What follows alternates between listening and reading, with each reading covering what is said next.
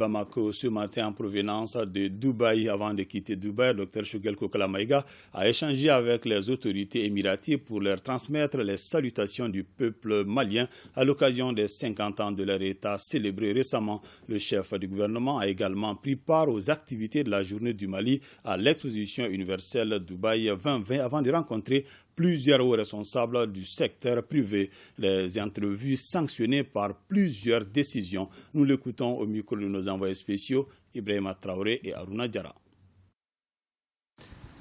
Les deux événements cumulés justifiaient notre présence, surtout que les autorités émiraties y tenaient de façon particulière. À cause des raisons de calendrier, les festivités du cinquantenaire de la fondation de leur État se sont passées quelques jours avant mon arrivée, mais j'ai eu l'occasion d'apporter les salutations des hautes autorités du Mali et rappeler surtout que le fondateur des Émirats arabes unis, l'émir Cheikh Zayed, a fait l'un de ses voyages les plus mémorables en République du Mali en 1985, qui est resté dans le cœur et la mémoire des Émiratis.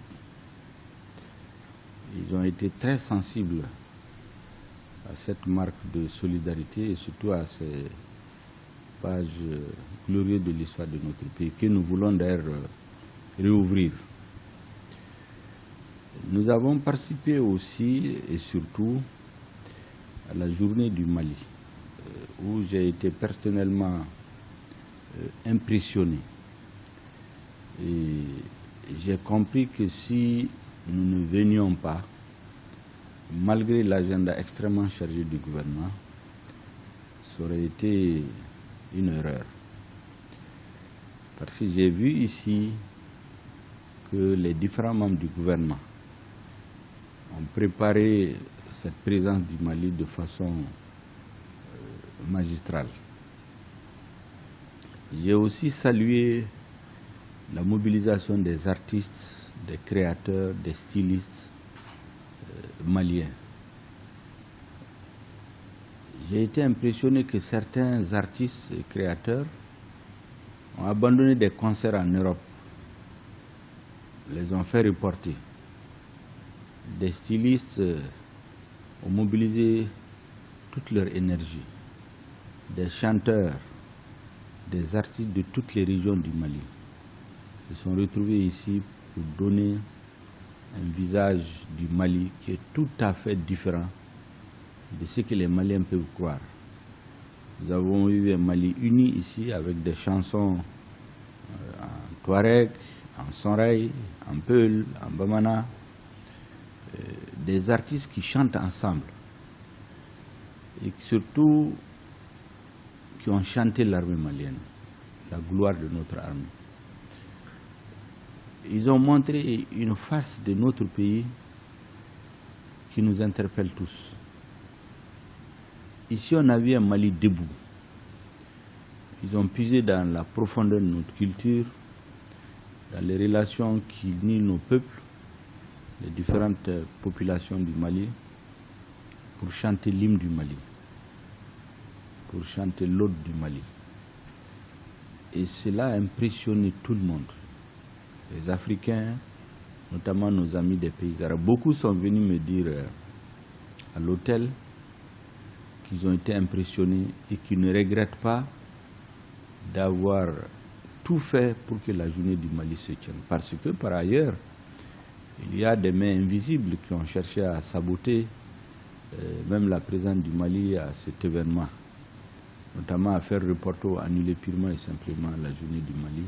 Heureusement que la persévérance de nos différents responsables a fait que cet événement s'est tenu. Le deuxième jour, je l'ai mis à profit pour prendre un certain nombre de contacts de haut niveau, pour partager les difficultés du Mali, expliquer ce qui se passe chez nous, parce que beaucoup n'ont pas la bonne version.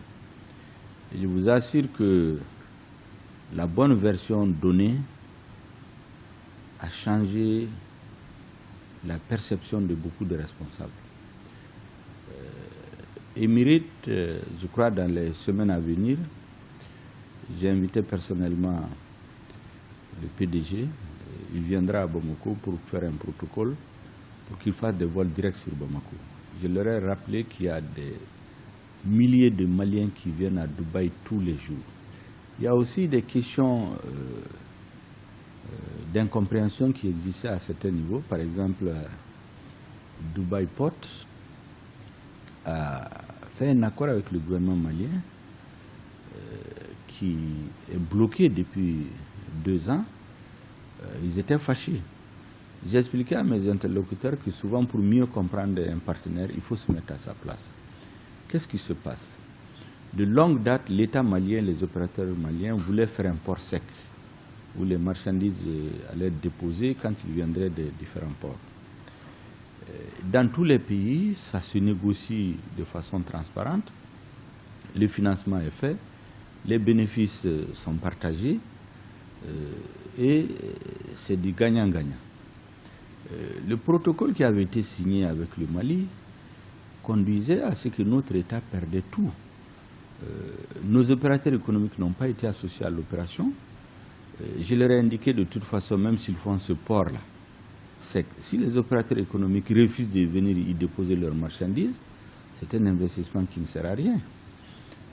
Alors, ils ont dit avoir payé, je crois, aux environs de 35 millions de dollars, ça fait peut-être 18-20 milliards de francs CFA. Je dis, mais ça ne suffit pas. Mais le plus grave, c'est que sur près de 1000 hectares qui ont été promis, imaginez-vous sur 1000 hectares qui vont être donnés à une entreprise pour faire un port sec, l'État malien n'a que 70 millions par an.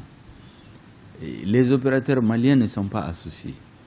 Les populations qui sont sur ce site n'ont pas été dédommagées. Et on voudrait que des hommes, des Maliens ont signé un papier comme ça pour leur dire de venir. Je leur dis que ça c'est terminé, ce genre d'opération. Ils viendront et après les explications, ils ont très bien compris. Je les ai invités à venir faire des discussions transparentes. Il y a d'autres partenaires stratégiques que j'ai rencontrés. Nous avons parlé de l'ensemble de la problématique de développement et de sécurité de notre pays. C'est des sujets sur lesquels compte rendu détaillé sera fait au président de la transition qui décidera in fine des orientations à donner. Nous ferons le suivi. En tous les cas, ils sont dans de très bonnes dispositions. Ce que nous voulons aujourd'hui, c'est des investissements massifs dans notre pays. Celui qui est à la tête du Mali aujourd'hui a un objectif avec son équipe, avec le soutien de la population, sécuriser le pays, le projeter dans l'avenir. Je pense que ce discours a impressionné beaucoup de nos interlocuteurs qui ont dit toute l'admiration qu'ils ont pour le Mali, que leur pays avait, et qui sont heureux de voir cette grande admiration revenir. Et ça ne s'arrêtera pas seulement à ce pays.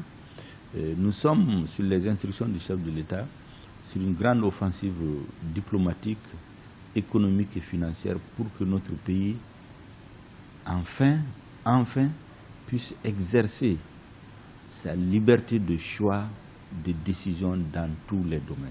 Et nos opérateurs économiques aussi, nous ne cesserons jamais de les remercier. Je leur ai dit que ceux qui ont espéré étouffer notre pays ont appris à leurs dépens que les opérateurs économiques maliens, malgré que chacun fait les affaires pour les intérêts, mais c'est des patriotes. C'est eux qui ont dit non et rien ne manquera au peuple malien. Ni au peuple malien, ni à son armée en termes de carburant, en termes de nourriture, en termes de denrées de première nécessité, en termes de tout ce que le monde des affaires veut faire.